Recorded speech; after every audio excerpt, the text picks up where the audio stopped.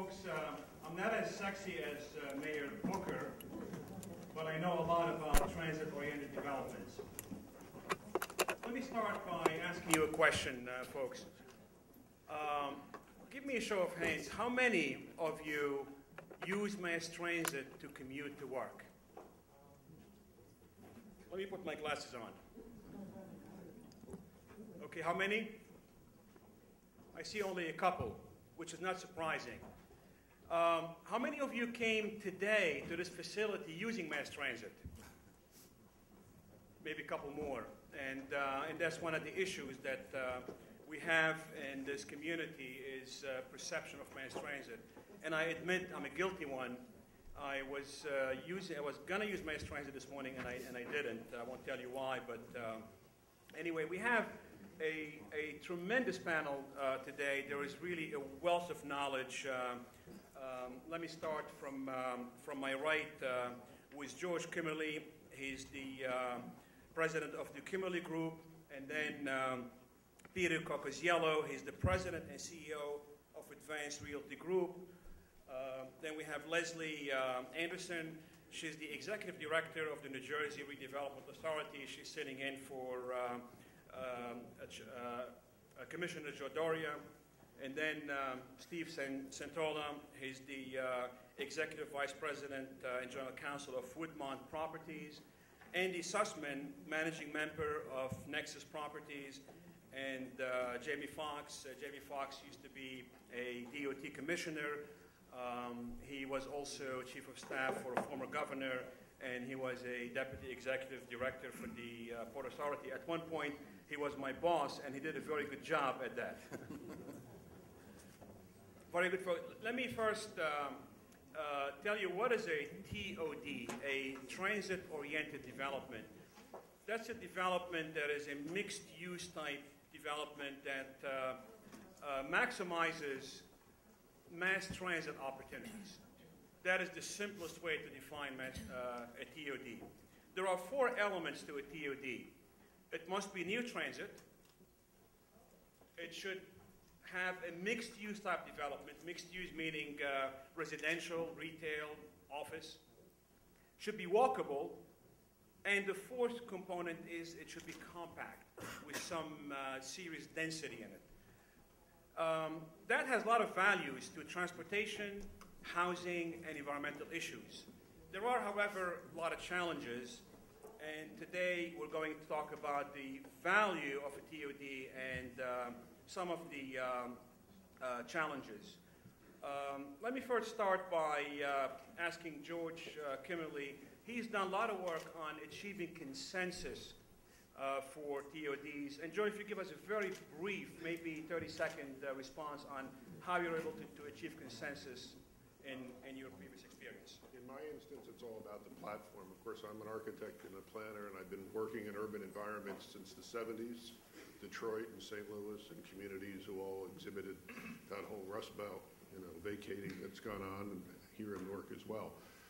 My platform that I've tried to create over the last several years really involves university alliances, and it's really about the whole visioning process, and at the same time trying to provide the local political leadership who is contemplating moving into a TOD type of arrangement with an avenue to begin to vision and create some public consensus. Of course, that's the hardest thing to do.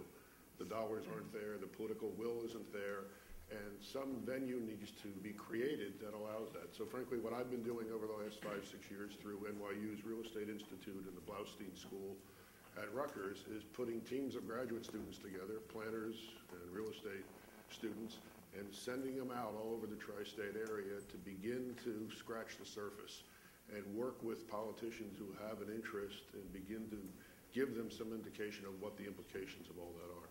And of course, it can become a very elaborate process. It can become a process that entails a full visioning type package that they can use in forming consensus, and it's a great startup and a way to begin. So that's one of the reasons I'm on the panel, because I'm going to talk a little bit about what those folks deal with on a day-to-day basis in terms of consensus, as well as the other structural issues that are in place that make Very it good, tough George. for them. And we all know if we don't have a very good public outreach program, the project will not move forward like what happened in Hamilton. Andy, let me ask you a question. Andy, I know you're doing a sizable project in Trenton. What are some of the challenges you're facing in developing a TOD? I think many of the challenges facing the TOD in Trenton in particular is conception. There's misconception, and there's also the environment in which you're working. Trenton, as we all know, is the capital of New Jersey, yet it's a very underdeveloped town in today's environment compared to New Brunswick or Newark or even Camden. And it's getting it off the ground and getting the perception of understanding the corporate tenant and what the corporate tenant needs to enable them to come into Trenton.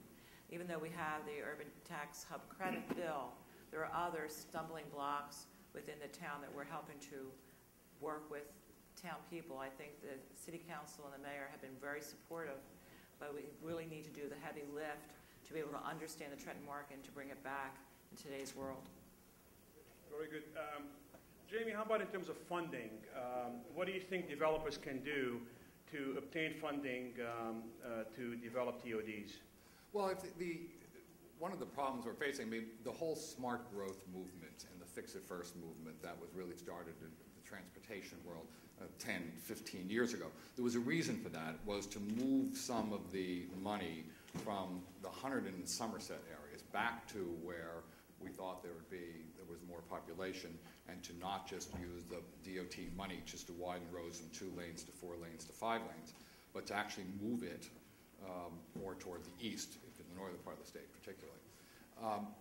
That has to continue, and you cannot have transit-oriented development unless you give some of these towns or counties some incentive to have such high-density development.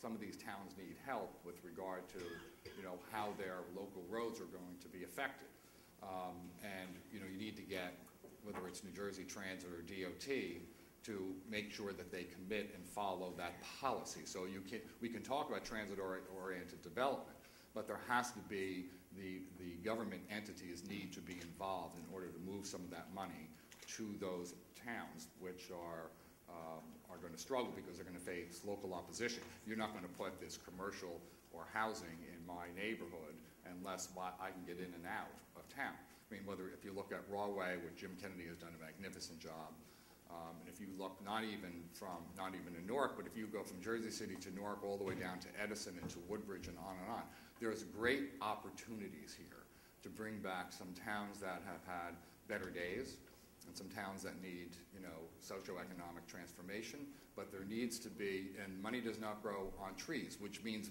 anybody who's serious about really making sure that whether it's transit-oriented development or this economy continuing, has to bite the bullet, and whether those are toll increases or whether those are gas taxes or whether we can't talk about spending money and being helpful to developers or to municipalities unless we actually find a revenue stream that can be depended on in the future. Very good. Steve, let me ask you a question about what do you think the government can do to facilitate the development of TODs?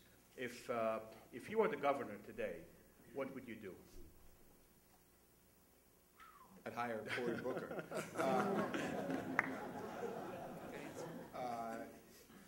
Starting from the beginning, transit-oriented development has a number of inherent complications. Sites near the railroad tend to be small, which means you need to accumulate them. They often tend to be polluted because oftentimes they serve in some rail capacity to move chemicals or other equipment. And in order to overcome those general issues, it's difficult enough. Throw in the cost of steel, the cost of concrete, and the incredible arithmetic rising of the cost of structured parking, and you have a difficult enough job before you even meet the residents and talk to them about 50 units or 60 units per the acre. But what the government is currently doing, or what we're choosing to do in New Jersey, is we're now adding layers on top of that of COA at 20% in a TOD, which is going to have to be addressed. And we're not giving credits in the COA direction, and we're not making it easier to clean up, and we're making it much, much, much harder, if not impossible, as we learned from the other panels, to assemble property.